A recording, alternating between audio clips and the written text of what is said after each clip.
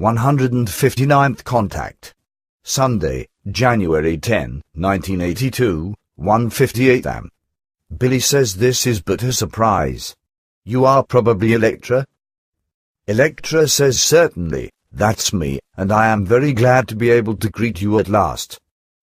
Billy says, and just like you, I am also glad.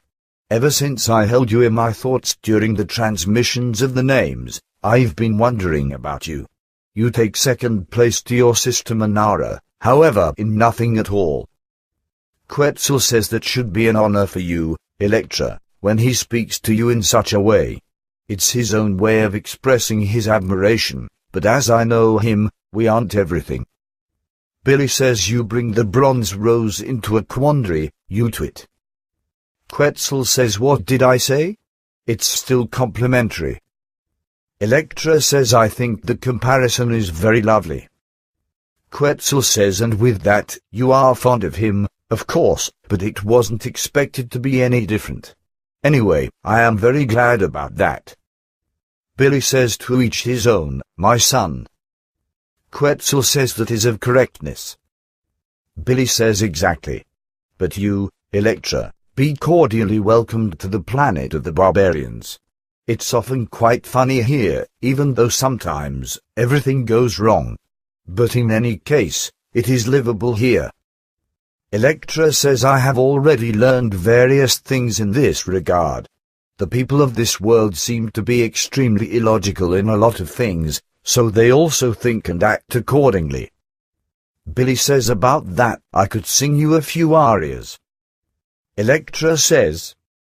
Quetzal says the meaning of his speech is that he could tell you many things about the illogic of the Earth human beings. Elektra says I see.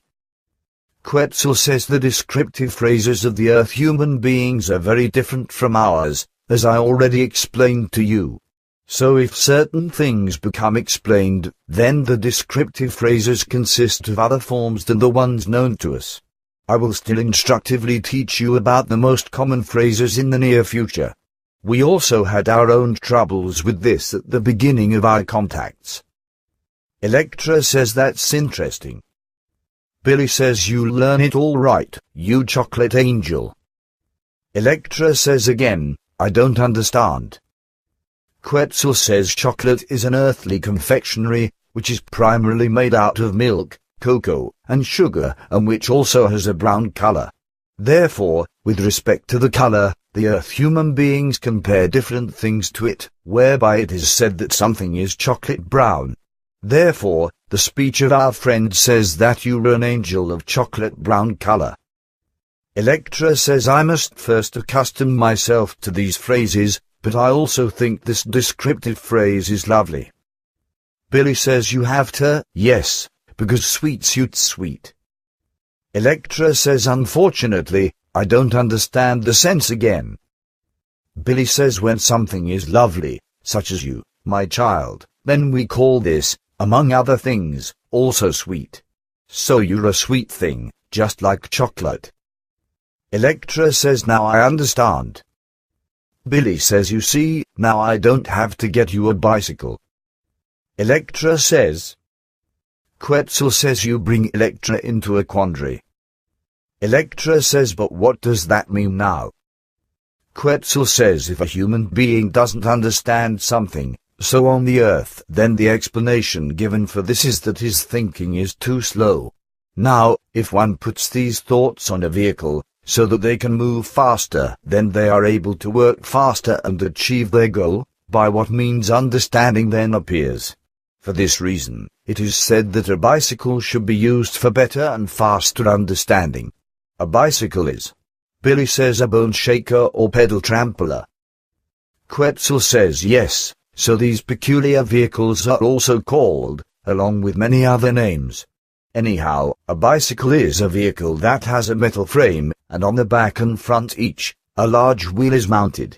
On the rear part of the frame, there is a small seat, on which the human being sits then, and he puts his feet at the bottom center of the frame on two rotary joints, which he turns with his leg and foot muscles in the direction of travel, by what means the extremely dangerous vehicle moves, which the human being steers by means of a handlebar that is firmly fixed above the front wheel in the frame. Billy says, man, you are, indeed, a wonder of the bicycle description. I wouldn't have come up with such a perfect description. But that the bicycle should be such a damn dangerous vehicle, that's probably somewhat exaggerated, my son. Quetzal says, nevertheless, from our perspective, it is. Billy says, certainly for you non-experts. But let's leave this, as such speeches accomplish nothing. I have a question about the names that Elektra transmitted to me. Quetzal says we should still talk about that, in any case. Billy says, then it is, indeed, good. You see, Elektra, we send our thoughts back and forth daily. You do not yet master our language so thoroughly that you can immediately understand the right terms for each name. This is why we must mentally converse very strenuously, in order to find the right meanings. But for me, this is tremendously strenuous, which is why I already have an unusually large headache after 2 hours in each case. Hence, I would be very happy if you would give me a break from time to time, so that I can recover a bit. I'm certainly not just soft, but the strains are really very great. Elektra says, I also wanted to talk with you about that because for me, it's all very strenuous and strength demanding. My head also hurts very strongly every time, and that after only a short time. None of us are used to such overloads. For my part, I only cooperated in this strength-demanding way because I adapted myself into your working speed. It is my wish that you work in a slower manner. Quetzal says that is of correctness, for the overload becomes too great. As you know, I once calculated for you that 1 hour of such work is equivalent to an output that normally comprises about 20 normal working hours, whereby the average is still somewhat higher than that. Now, if you both work together in this way for 7 to 8 hours a day, then there results a daily work performance of 140 to 160 normal working hours each.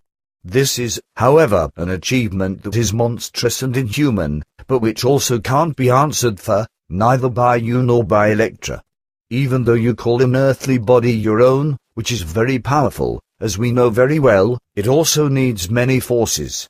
But Elektra's body also relies on the forces, even more than yours, because it is more sensitive. You both have forces of a material consciousness related form in approximately the same proportion, through which you can overload your bodies to a certain extent. Nevertheless, you aren't able to do this for a longer duration because your bodies will be injured. With you, like with Elektra, I've seen that you were daily at the end of your strength, when you finished working.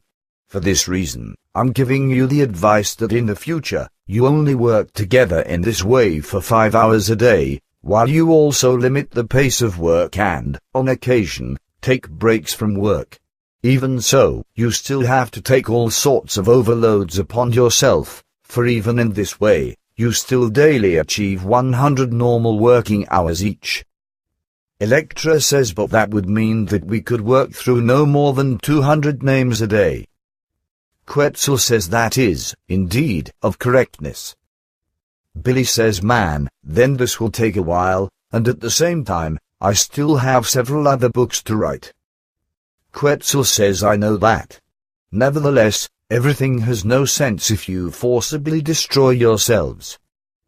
Billy says, then the other books just have to rest and wait. Quetzal says, so it will be. Billy says, good, then we'll just continue slowly. Do you also think so, Elektra? Elektra says, I'm glad about that, because for me, it really was unusually strenuous and painful. Billy says, if you are satisfied with that, then I'm happy. It really was strenuous and painful, even if the human beings of the earth presumably can't understand that. Quetzal says, I don't understand that again.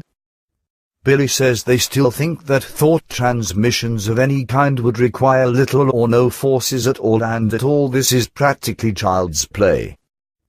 Quetzal says as long as they haven't even developed these abilities and forces within themselves and can't bring them to application, so long won't they understand these matters and won't be able to grasp them. Billy says so it also seems to me, especially since there are so many frauds in this area, who claim that they would have these abilities. But let's also leave this subject because I still have a question that I consider to be more important. Recently, we talked about Roland, and with this, you told me that you would clarify the matters surrounding him. Quetzal says I've done this, but obviously, you've thought about this in depth. It would, therefore, be interesting to hear what results you've obtained. Billy says I actually didn't want to talk about it because I wouldn't like to sit down in the nettles with such things. Quetzal says that you will not. Elektra says I don't understand, what should this phrase mean? Billy says sit down in the nettles. Elektra says yes. Billy says we say that we sit down in the nettles or burn our fingers or tread in the dirt when we do or say something that could cause us harm. Elektra says but what are nettles? Billy says stinging nettles, my child. Elektra says what are those? Billy says nettles, or stinging nettles, are herbs with tiny stiff hairs on the leaves. Upon contact, the tips of these dagger-like or needle-like fine hairs break off, burrow into the skin, and drain their toxic sap under the skin. This, then, causes swelling and an itch-like burning.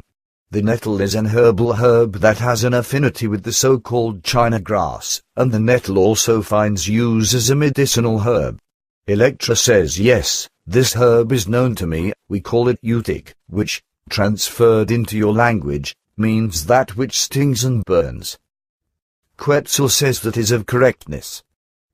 Elektra says now I understand the meaning of your phrase correctly. Billy says I find that gratifying. Quetzal says but now, tell me what results you've obtained. Billy says if you wish it's all, indeed, not nice. Very well as I already explained to you once something isn't quite right in Roland's brain.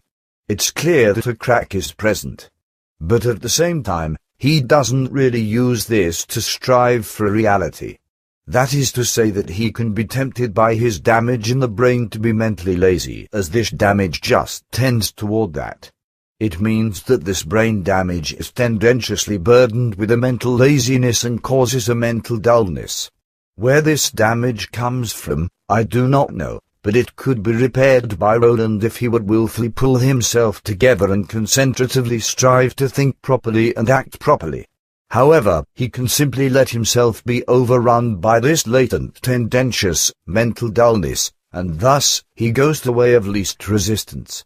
But this inevitably leads to the fact that the tendency of mental dullness and mental laziness expresses itself more and more, by what means he, therefore, falls further and further into the situation of more and more mental dullness and mental laziness and, at last, even totally falls to ruin. This means that he, the longer he isn't willingly and concentratively striving for true thinking, falls more and more into dullness and laziness. Through this, however, the last remaining will that is still in him also dwindles away, through which he, in turn, illogically goes crazy. But furthermore, this also means that his brain begins to shrink, by what means a stupefaction ultimately makes its appearance. As I see this now, this process has already begun, for a degree of stupidity is already evident. With this, however, the point is also reached, where his little remaining reason is no longer accessible, which will mean that sooner or later, he will go crazy and that crazy. This, in turn, means that one can no longer talk with him, as he acquires absurd reasoning, which arises from an inability to reason on his part. From this, it further arises, and indeed, with certainty, that an unreasonable stubbornness will be the result, according to which every good and kind word given to help him will be useless. However, it will have already come this far within the next few days, even though I recently tried several times to bring him back to the right spot. But he defended himself against this with all means. This, however, will have the effect that in the next few days, he will indulge in his unreasonableness even further, through which in 10 to 12 days at the latest, the bang must come. And I don't see how this bang could still be prevented. The only way that he could begin to think again is that he becomes placed under a psychomedicamentous treatment, through which, together with a suitable therapy, the wrong chemical mixtures in his brain become calmed, by what means his will, in turn, breaks through a little more and can be brought to application by him. Otherwise, I see no other possibility for him. But this would mean that only a loony bin would be his deliverance if he becomes admitted to such in the near future.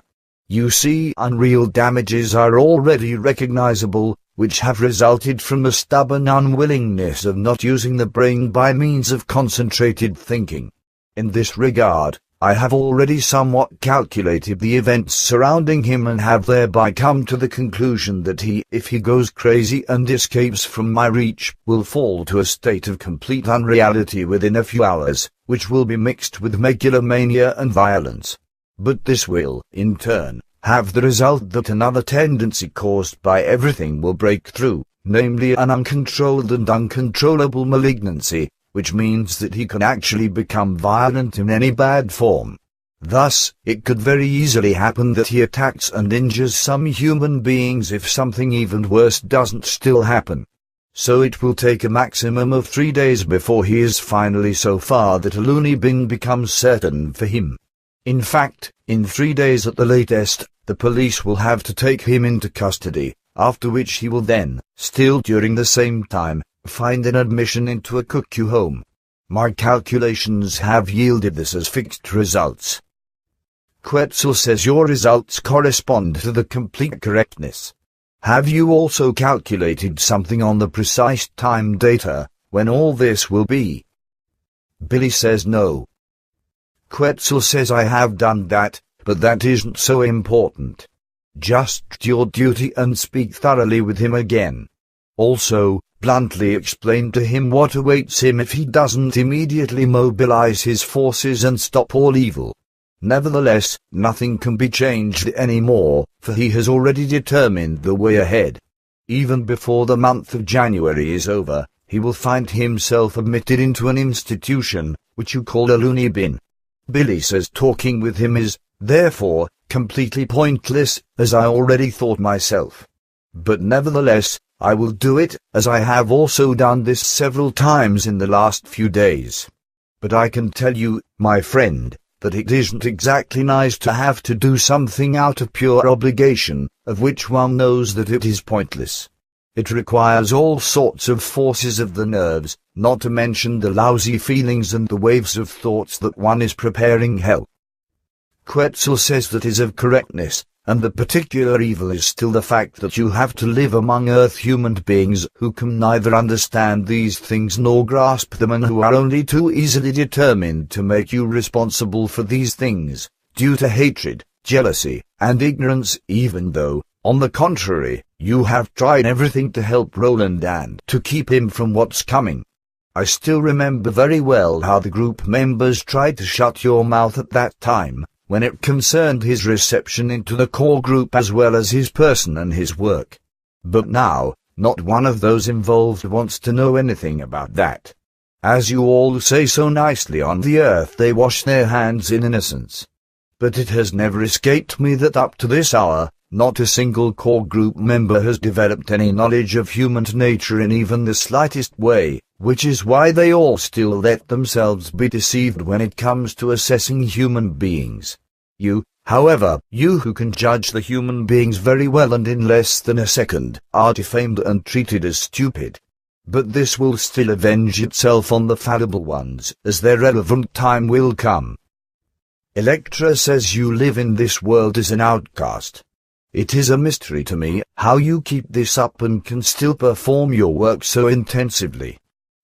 Billy says one gets used to it, little sister. Elektra says you are very sweet. Billy says now it starts again. Quetzal says your nature is just attractive. Billy says it seems so, but that doesn't apply to everyone. Quetzal says those who are unable to cope with life, scheming, slanderous, truth-shy, envious, hateful, and other negative things, etc. Yes, they are automatically hostile-minded toward you. They do not bear sincerity or sincere love, and to them even the truth is an evil abomination. Billy says that is probably so. But tell me now about the names, how everything behaves with these. I mean, of what origin, etc. are they? Quetzal says the names transmitted to you are exclusively those which have been in use among our peoples for ages and which are still commonly used among our peoples today in a modified form. These names are first names, according to an earthly sense, and each one has a certain meaning. The rule is that for a person who exercises some specific activity, this activity is then added as an explanation to the name. For example, if someone had worn Trjjdon as a name and had pulled ships along the channels, then this human being was named Trjjdon, who pulls the ships, or Trjjdon, the ship puller. That's how the determinations of the names have arisen. Billy says there are, however, still quite certain emphases of letters. Quetzal says that is of correctness and very important, for only the emphasis of certain syllables results in the correct pronunciation of the name. But in this regard, I'll be helping you with the name lists. Billy says I've also noticed that various names are still common on the earth today, sometimes in well-preserved or partially preserved form. Quetzal says that corresponds to the actual occurrences. Many of the names are still common on the earth today, some inexact, some in modified forms. Thus, on the one hand, the names were received in their entire value, whereby usually only the emphasis changed, but on the other hand, names were changed by newly developed languages or simply by arbitrary willfulness. When these names were introduced on the earth, these were given in 8 different languages, which were, nevertheless, all of Lyran origin. From this, new languages developed on the earth over the course of millennia, from which then, primarily, the oldest languages known on earth arose, but these strongly flow through from the original languages introduced. The best-known languages that arouse from it are Sumerian, Aramaic, Hebrew, Minoan, Celtic, etc. From the Celtic, for example, there arose many other languages, from which, ultimately, today's German language, the Flemish, and also other languages arose. From the Minoans, ancient Greek arose, and so on and so forth. And in all these languages, of course, the anciently introduced names were common, which have been received or modified in the course of time. What is still most commonly available today in names is found in those areas of languages that run in the Minoan direction and which have been incorporated into the later ancient Greek, by what means they have been preserved to a large part up to this day, though often modified. Then, to all this, there still came names that were invented by the earth human beings themselves, whereby any objects, actions, and work areas, etc. were used for the formation of names. But there were also names that came from the so-called original languages, which means that even then, names arose for human beings on the earth when the human beings of the earth first learned to speak. As a rule, these were very simple terms, from which, in the course of time, additional terms arose, which then ultimately led to a language. But this was only so in a few cases, for the main part of the introduction of language on the earth happened when the first cosmonauts resided on this world, who mixed themselves with the earthly human life forms, who still weren't strong in their own language. Nevertheless, this goes back a few million years. But I will tell you more about that some other time, because today, I still have many other issues to discuss, and this will take several hours. But these things shouldn't be held in writing at a later time. Billy says then get going at once. Quetzal says still, I would first like to explain something about Roland, which I've found out the damage in his brain isn't of the natural kind, as you suppose. It is based on the fact that he suffered an accident as a boy, as he ran into a motorcycle. This accident had the effect that through the concussion, which his brain suffered, certain acid cell walls tore and slight mixtures with some bruises occurred.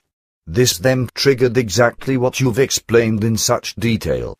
But the fact is that Roland could have become an absolute master over these disadvantages if he had concentratively and willingly striven for progressive thinking. But this wasn't in his mind because this was only focused on an effortless and strain-free life. Another accident occurred at a later date, after which the first after effects still worsened. Billy says it's good that you say that because Sisai, his mother, told me that I should ask you about it. But I would have now completely forgotten that. However, I think that nothing will change even through this, or... Quetzal says certainly not. But now, we should turn to those concerns, which Elektra and I still have to discuss with you. The end. Quetzal says what did I say? It's still complimentary. Elektra says I think the comparison is very lovely. Quetzal says and with that, you are fond of him, of course, but it wasn't expected to be any different. Anyway, I am very glad about that. Billy says to each his own, my son. Quetzal says that is of correctness. Billy says exactly.